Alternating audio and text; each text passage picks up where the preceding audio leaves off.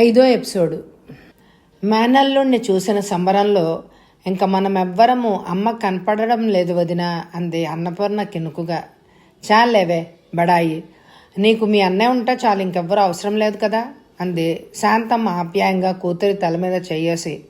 ఇంతలో పొలం నుండి రంగయ్య వచ్చాడు. అందరి వంక ఆప్యాయంగా చూస్తూ, ఎంతసేపు అయింది మీరు వచ్చి అని అడిగాడు. ఇప్పుడే మామయ్య వచ్చాం అన్నాడు శ్రవణ్. అమ్మా నాన్న అంతా బాగున్నారా అని అడిగాడు రంగయ్య. అందరు బాగున్నారు మావయ్య, ఈసారి ఎలాగైనా అత్తని నిన్ను వెంట పెట్టుకొని రమ్మన్నారు మావయ్య నాన్నగారు అని చెప్పాడు శ్రవణ్. ఇప్పుడు ఎలా కుదురుతుందిరా, మామిడి తోట మంచి కాపు మీద ఉంది, మరోసారి చూద్దాంలే అన్నాడు. మీరెప్పుడు ఇంతే మామయ్య, ఎప్పటికప్పుడు వాయిదాలు వేస్తూ ఉంటారు అన్నాడు శ్రవణ్ నిష్ఠూరంగా. లేదు నాన్న, కాయ దించేశాక వస్తామని నాన్నతో చెప్పు అంది శాంతమ్మ సముదాయిస్తున్నట్టు.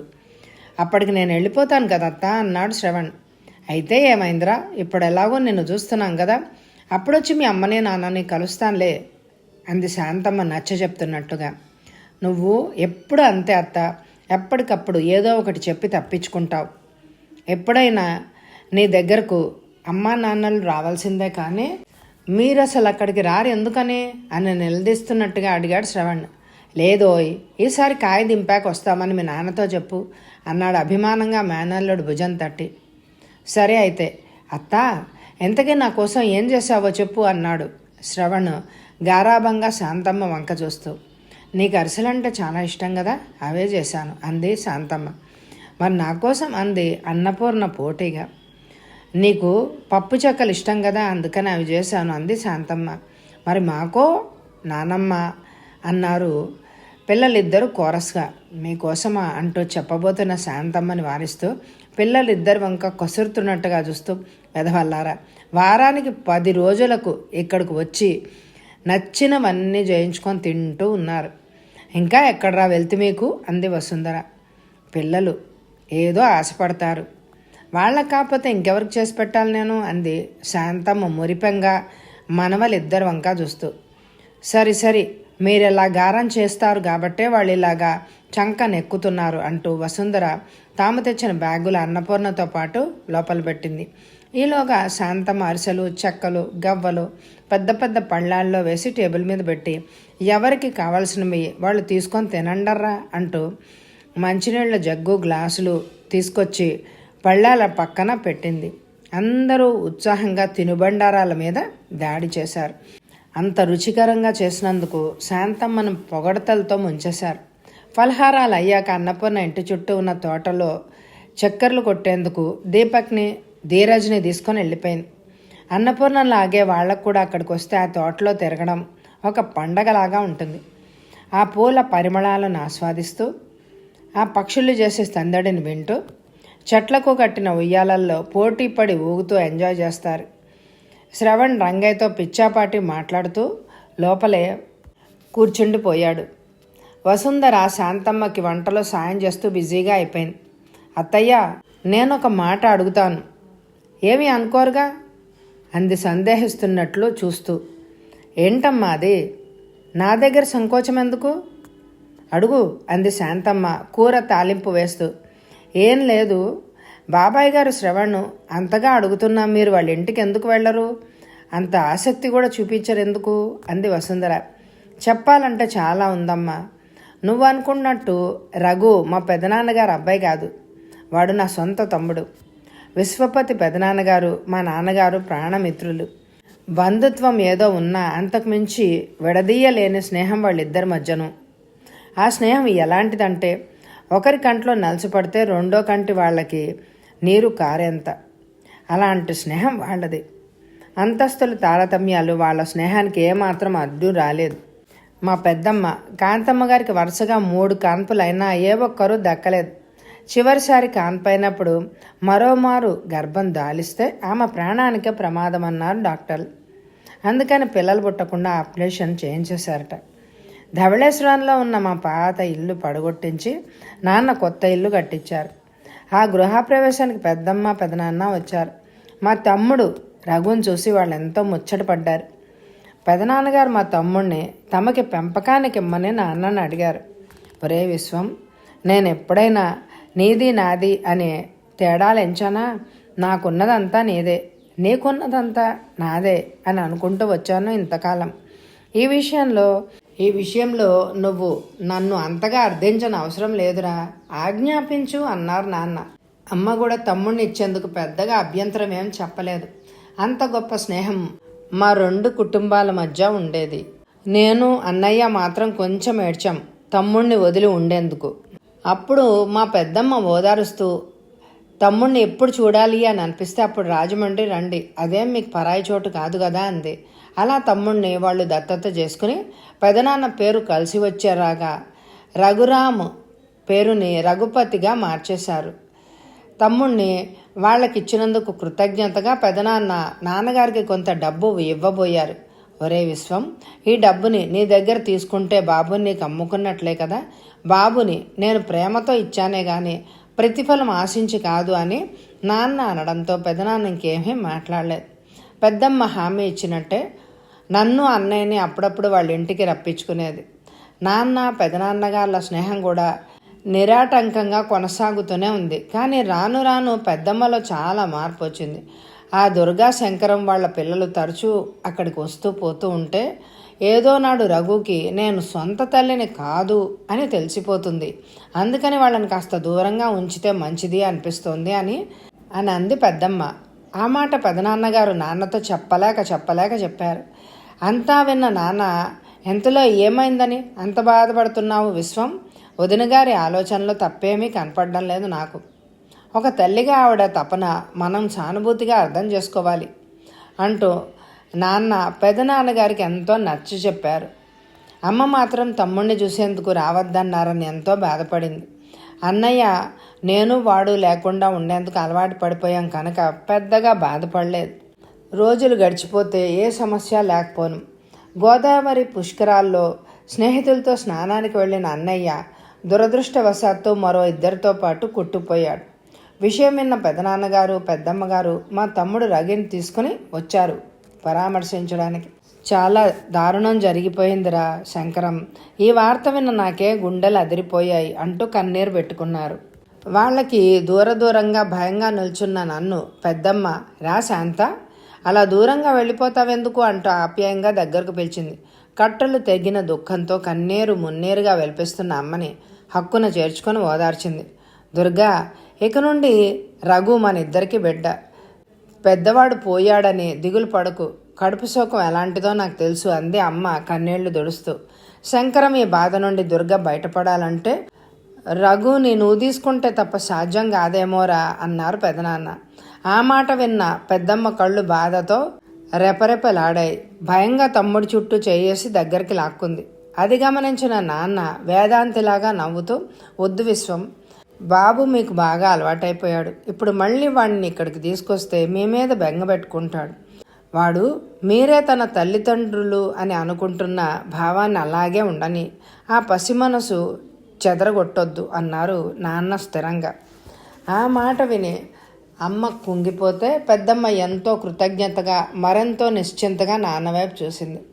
చాలా కాలం పాటు అమ్మ చనిపోయిన మా అన్నయ్య కోసం, దూరమైపోయిన మా తమ్ముడి కోసం ఎంతో ఆరాటపడేది. ఆయేడు పిల్లలు ఎవరు కనిపించినా కన్నార్పకుండా వాళ్ళ వంక చూసేది. నాన్న ఎంతో నచ్చజెప్పిన మీదట అమ్మ మనసు దిటవు చేసుకుని అందరినీ నాలోనే చూసుకోసాగింది. పెద్దమ్మ మాట ఇచ్చినట్టే తమ్ముడిని తరచూ ధవళేశ్వరం తీసుకువస్తూ ఉండేది. అప్పుడప్పుడు వాళ్ళ వెంట నన్ను రాజమండ్రికి కూడా తీసుకెళ్తూ ఉండేది. అయితే చూసేందుకు మేము ఎంత సన్నిహితంగా ఉన్నట్టు కనిపించినా ఎక్కడో ఏవో హద్దులు మా మధ్య ఉన్నట్టు అనిపించేవి.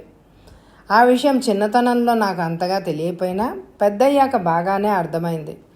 మా మధ్య అంత దూరం ఎందుకుందో. నా పెళ్ళిని ఉన్నంతలో నాన్నగారు బాగానే చేశారు. పెదనాన్న నా పెళ్లికి ఎన్నో కానుకలు ఇస్తూ కొంత పొలం నా పేరున రాశారు. పెద్దమ్మ తన చంద్రహారాలు నాకు బహుమతిగా ఇచ్చింది. నాకు అమ్మకి మధ్య నువ్వు ఒక్కతివే కదే ఆడపిల్లవి అంటూ ఒక తమ్ముడి విషయంలోనే ఆవిడ కొంచెం ఎడంగా ప్రవర్తించేది. మిగతా అన్ని విషయాల్లోనూ ఎంతో బాగానే ఉండేది. రఘు కూడా పెళ్లి చేశారు పెద్దనాన్న. మా మరదలు చంద్రకళ పెద్దమ్మలాగా బోళా మనిషి కాదు. ఆమె వస్తూ వస్తూ తన పుట్టింటి నుండి ఆస్తి అంతస్తులతో పాటు డాబు దర్పాలను కూడా వెంట తీసుకొని వచ్చింది.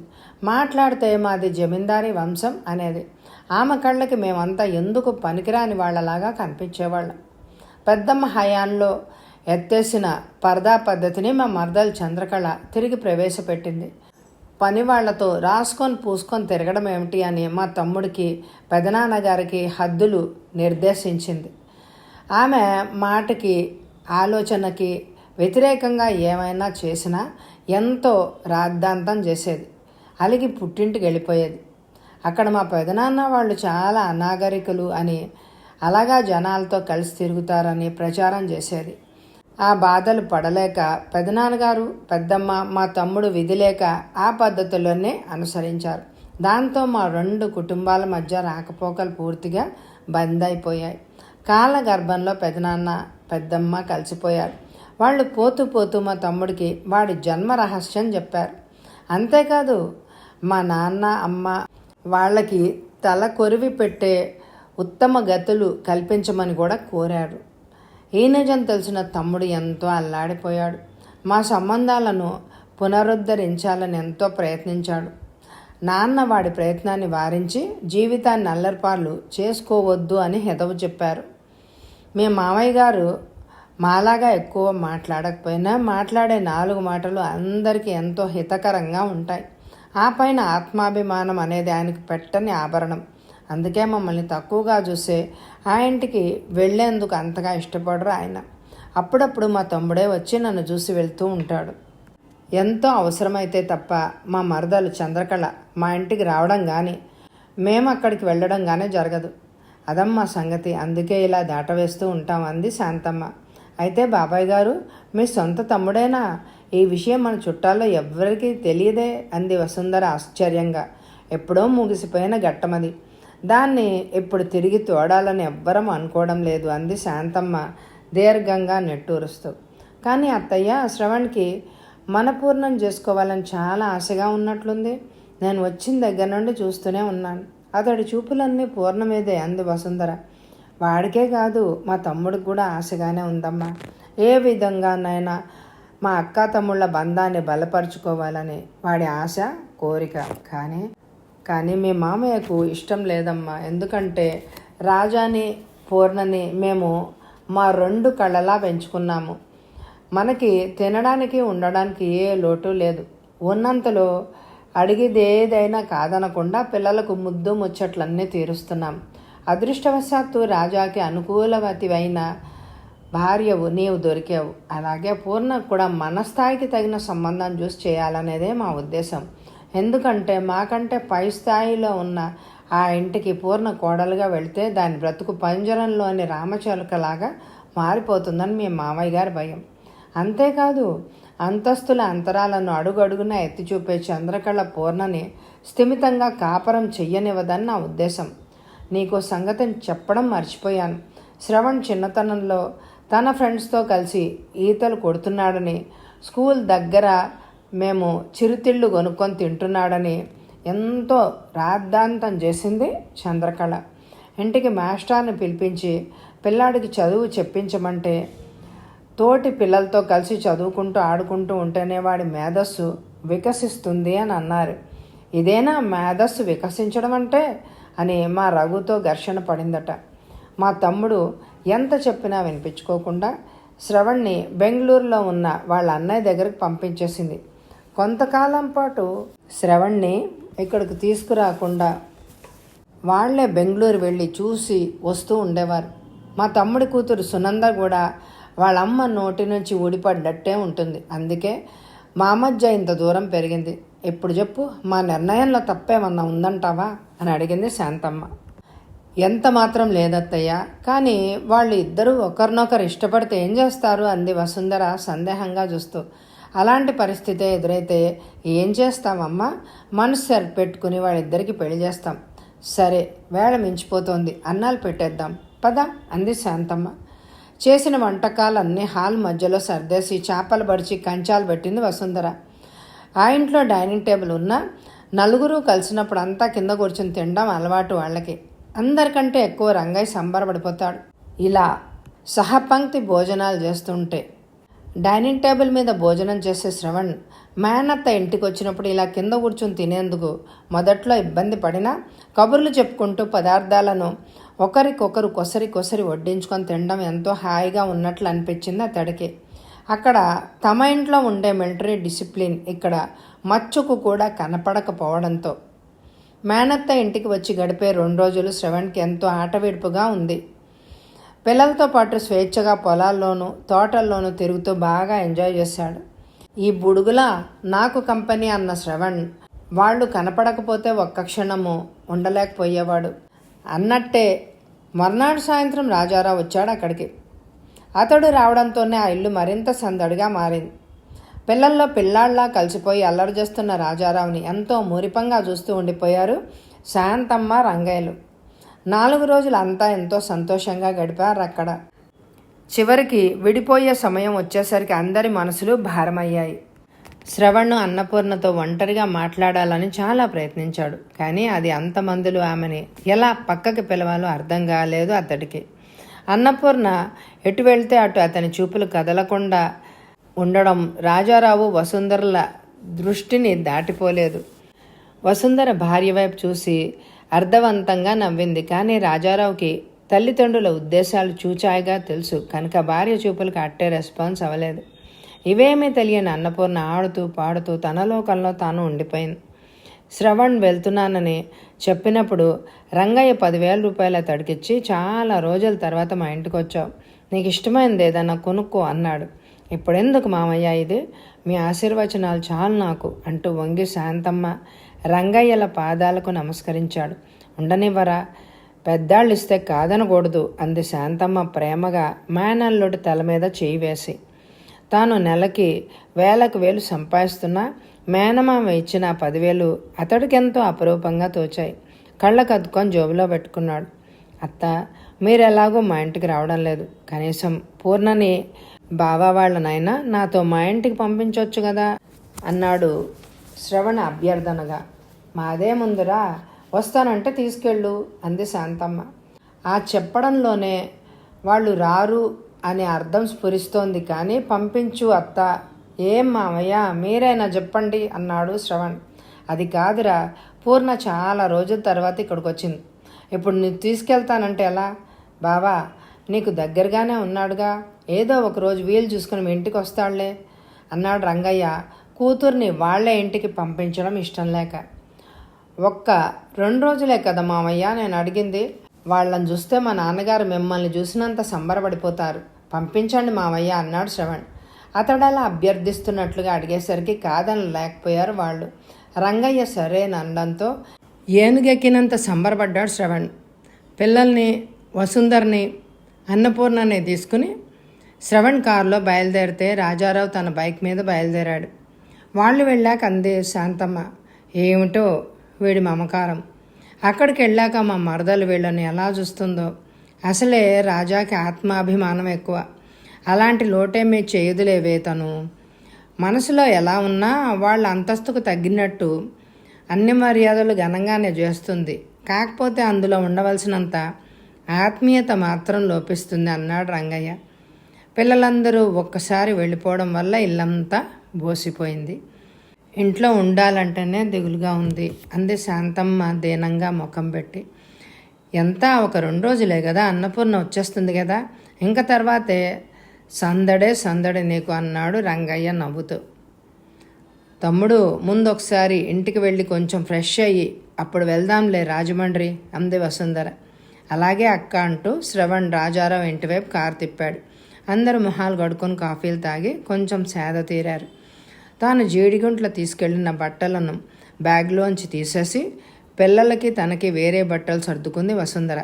ఈ లోపల రాజారావు కూడా ఇంటికి రావడంతో అతడికి కూడా కాఫీ కల్పించింది వసుంధర. అందరూ కలిసి శ్రవణ్ ఇంటికి బయలుదేరారు. బయలుదేరే ముందే చెప్పాడు రాజారావు శ్రవణ్తో, రేపు నేను ఉదయమే తిరిగి వచ్చేస్తాను, ఏమి అనుకోకు శ్రవణ్, నాకు సెలవులు ఎక్కువగా లేవు అన్నాడు. అవును తమ్ముడు, బావగారికి సెలవులు లేవు, బావగారితో పాటు నేను కూడా రేపు పొద్దునే వచ్చేస్తాను. పూర్ణ పిల్లలు ఉంటారు అక్కడ, 2 రోజులు ఆగి వాళ్లను తెచ్చి ఇక్కడ దింపై, అత్తయ్య కూడా ఆ మాటే చెప్పారు అంది వసుంధర. ఏంటక్క మీరు రాక రాక మా ఇంటికి వస్తున్నారు? ఈ ఒక్క రాత్రేనా ఉండేది? నేను ఇలాగే చేశానా అన్నాడు శ్రవణ్ నిష్ఠూరంగా. అదేం లేదు శ్రవణ్, బావగారి పరిస్థితి అలాంటిది. ఇక నా సంగతి అంటావా? ఇందాక ఇల్లు చూసావు కదా ఎలా ఉందో. ఇంకా నేను అక్కడే ఉంటే మరీ భయంకరంగా తయారవుతుంది. అదీగాక మీ బావగారికి భోజనానికి ఇబ్బంది, అర్థం చేసుకో. ఆ వార ఈ వార పూర్ణ పిల్లలు ఉంటారు కదా అక్కడ అంది వసుంధర.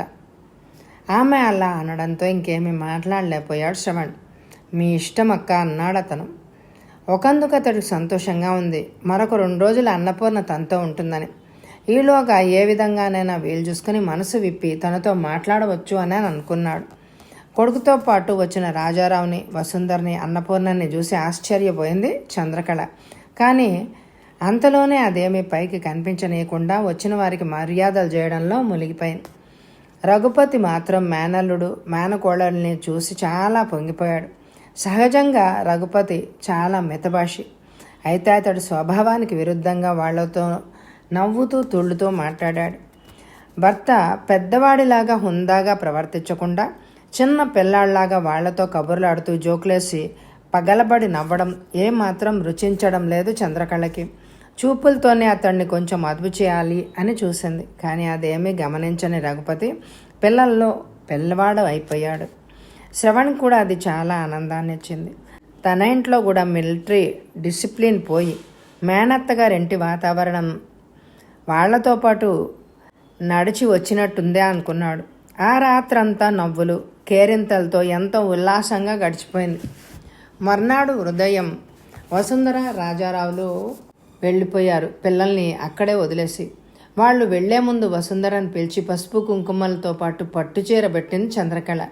తన కొడుక్కి వాళ్ళు 10,000 రూపాయలు ఇచ్చారని విన్న దగ్గర నుంచి ఆవిడకి చాలా చిరాగ్గా ఉంది. దానికి వెంటనే బదులు తీర్చేయాలి అని ఆరాటం ఒక వంక, తమకంటే తక్కువ స్థాయిలో ఉండేవాళ్లే ఏమీ కాకుండా 10,000 రూపాయలు ఇచ్చినప్పుడు జమీందారీ పాయాలో ఉన్న తామెంత పెట్టాలి అని అనుకుంది. అందుకే రాత్రికి రాత్రి గుమాస్తాని బజారుకి పంపి 2 పట్టు చీరలు, పిల్లలకు సరిపోయే మంచి బట్టలు తెప్పించింది. ఆ చీర చూసి వసుంధర, అయ్యో పిన్నిగారు ఇదేంటి ఇప్పుడు నాకు ఈ చీర ఎందుకు అంది తెల్లబోయి చూస్తూ. దానికి జవాబుగా, అదేంటమ్మా అలా అంటావు? ఏదో నా ముచ్చట, రాక రాక మా ఇంటికి వచ్చావు, ఇది నా తృప్తి కోసం ఇస్తున్నాను అంతే అంటూ బలవంతాన వసుంధర చేతిలో చీర పెట్టేసింది చంద్రకళ. మొహమాట పడుతూనే ఆ చీర తీసుకుని, సరే పిన్నిగారు వెళ్ళొస్తాను, పూర్ణం త్వరగా మా ఇంటికి పంపించేయండి అంది వసుంధర. అలాగేనమ్మా అంటూ వాళ్ళను సాగనంపింది చంద్రకళ. తండ్రి అభీష్టం కూడా అన్నపూర్ణని తమ ఇంటి కోడలుగా చేసుకోవడమే కనుక ఏదో విధంగా ఆమెతో మాట్లాడాలని, కలవాలని శ్రవణ్ చాలా ప్రయత్నించాడు. ఇది గ్రహించిన చంద్రకళ కొడుకుతో అన్నపూర్ణ ఒంటరిగా ఉండకుండా తన కూతురు సునందని మేనకోడల్ని అంటిపెట్టుకుని ఉండమని పురమాయించింది. ఈ పిల్ల వీళ్ళమ్మ ఎంత గడుసువాళ్ళు, ఏదో విధంగా నా కొడుకుని బుట్టలో వేసుకోవాలని చూస్తున్నారు, నేను సాగనిస్తానా అని అనుకుంది చంద్రకళ మనసులో. ఆవిడ ఆంతర్యం ఏమాత్రం తెలియని అన్నపూర్ణ మామూలుగా అందరితో ఎప్పటిలాగే కలివిడిగా మెలగసాగింది. శ్రవణ్ మీద ఆమెకి ఎలాంటి ఫీలింగ్స్ లేవు కనుక ప్రత్యేకంగా అతడితో మాట్లాడే ప్రయత్నం ఏమాత్రం చేయలేదు. పాపం పూర్ణకేమి తెలియదేమోనమ్మా, మనం అనవసరంగా తన మీద అపోహ పడుతున్నామేమో అంది సునంద అన్నపూర్ణ తీరును బాగా పరిశీలించిన మీదట. నీకేం తెలియదు, నువ్వు ఊరుకో, ముందు నేను చెప్పినట్టు చెయ్యి అంతే. ఇలా ముంగిలా ఉండేవాళ్లే సైలెంట్గా కొంపలు ముంచేస్తారు అంది చంద్రకళ. మొత్తం మీద చంద్రకళకి ఇష్టమున్నా లేకపోయినా శ్రవణ్ కోరుకున్నట్టే 2 రోజులు గడిపి తిరిగి అన్నగారింటికి వచ్చేసింది అన్నపూర్ణ. వసుంధర్కి పెట్టినట్టే అన్నపూర్ణకు కూడా బలవంతాన పట్టుచీర పెట్టింది చంద్రకళ. వెళ్ళొస్తాను మావయ్య అని చెప్పడానికి వెళ్ళిన అన్నపూర్ణ తల మీద చేయి వేసి మౌనంగా ఆశీర్వదించాడు రఘుపతి. భగవంతుడా, ఈ బంగారు తల్లిని, నా కోడల్ని చేయి తండ్రి అంటూ మనసులోనే వేడుకున్నాడు. ఇదిగో అక్క, మీ ఆడపడుచును భద్రంగా తెచ్చి మీకు అప్పగిస్తున్నాను అన్నాడు శ్రవణ్ అన్నపూర్ణని రాజారావు ఇంట్లో దింపి. థ్యాంక్స్ తమ్ముడు, అన్నమాట నిలబెట్టుకున్నావు. ఈ వారం రోజులు నీతో ఎంతో సరదాగా గడిచిపోయింది మాకు. ఈసారి రాజమండ్రి వచ్చినప్పుడల్లా ఇక్కడికి వస్తావు కదూ, ఏదైనా వస్తూ పోతూ ఉంటేనే బంధుత్వాలు నిలుస్తాయి అంది వసుంధర అభిమానంగా అతడి వంక చూస్తూ. అలాగే అక్క, వెళ్ళొస్తాను. పూర్ణ బాయ్ అంటూ ధీరజ్ దీపక్ల తలలు సవరించి కారులో వెళ్ళి కూర్చున్నాడు శ్రవణ్.